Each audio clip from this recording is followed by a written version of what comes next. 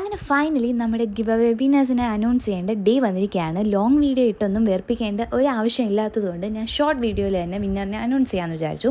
പിന്നെ ആദ്യമേ തന്നെ ഒരു കാര്യം പറയാം, നിങ്ങളെല്ലാവരും എനിക്ക് ഒരുപോലെയാണ്. അതുകൊണ്ട് തന്നെ ഞാൻ റാൻഡം പിക്കർ എന്ന് പറയുന്ന ഒരു സൈറ്റ് ഉപയോഗിച്ചിട്ടാണ് നിങ്ങൾക്ക് വിന്നേഴ്സിനെ സെലക്ട് ചെയ്തിട്ടുള്ളത്. അപ്പോൾ ഫസ്റ്റ് വീഡിയോന്ന് നമ്മുടെ വിന്നർ ഇസ്മയിൽ PV എന്ന് പറയുന്ന ഒരു അക്കൗണ്ടിൽ നിന്നാണ്.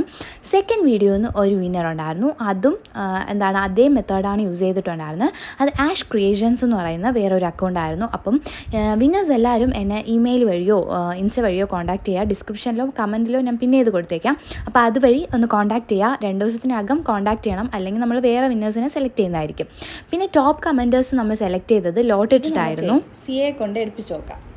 സിയ ഇതാ ഒന്ന് വന്നെടുത്തേ, ഓടി വാ.